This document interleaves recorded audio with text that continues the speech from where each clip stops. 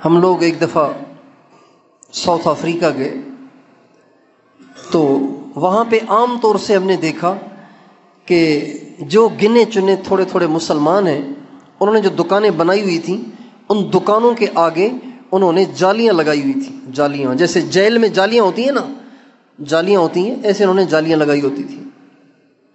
ہم ان سے پوچھتے تھے کہ آپ نے یہ جالیاں کیوں لگائی ہیں؟ وہ کہتے ہیں یہاں کے جو لوگ ہیں نا، کرسچن یا یہودی یا عیسائی یا جو بے دین لوگ ہیں، وہ ہم سے پیسے چھین لیتے ہیں، ڈاکہ ڈالتے ہیں، چوریاں کرتے ہیں، ہمیں پریشان کرتے ہیں، اس لیے ہم نے یہاں جالیاں لگائی ہوئی ہیں تاکہ یہاں کوئی آ نہ سکے. اور انہوں نے بتایا کہ وہ ایک ایک سال اس دکان کے اندر گزار لیتے ہیں، پیشاب بھی وہیں، پاخانہ بھی وہیں، کھانا بھی وہیں، سب کچھ وہیں.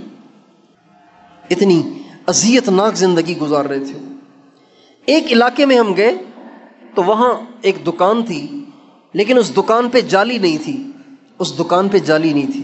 اس دکان پہ عام سا کاؤنٹر رکھا ہوا تھا، گاہک آ رہے تھے، سامان لے رہے تھے. تو ہم نے اس ساتھی سے پوچھا کہ ہم نے تو ہر جگہ دیکھا کہ دکان پہ جالیاں لگی ہوئی ہیں، تو آپ نے جالی نہیں لگائی، تو یہاں کے لوگ آپ کو تنگ نہیں کرتے؟ یہاں کے لوگ آپ سے پیسے نہیں چھینتے؟ کہا اللہ کا شکر ہے ہم سے پیسے نہیں چھینتے. میں نے کہا کیوں؟ کہا ہم دو کام کرتے ہیں، ایک اپنے مال کی زکوٰۃ اہتمام سے نکالتے ہیں، اپنے مال کی زکوٰۃ پابندی سے نکالتے ہیں، اور زکوٰۃ کے نکالنے پر اللہ کے نبی کا وعدہ ہے کہ جو زکوٰۃ نکالے گا اللہ اس کے مال کی حفاظت کرے گا. اور دوسرا کام ہم یہ کرتے ہیں کہ ہم ان کی عورتوں کو نہیں دیکھتے، اپنی نگاہوں کو جھکا کے رکھتے ہیں.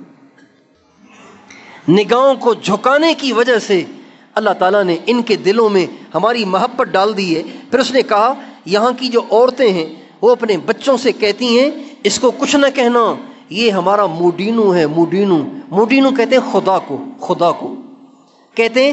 ہماری نگاہوں کو جھکانے کی وجہ سے یہاں کی عورتیں ہمارا اتنا احترام کرتی ہیں کہ اپنے بچوں سے کہتی ہیں یہ انسان نہیں، یہ تو خدا ہے، صرف نگاہوں کو جھکانے کی وجہ سے.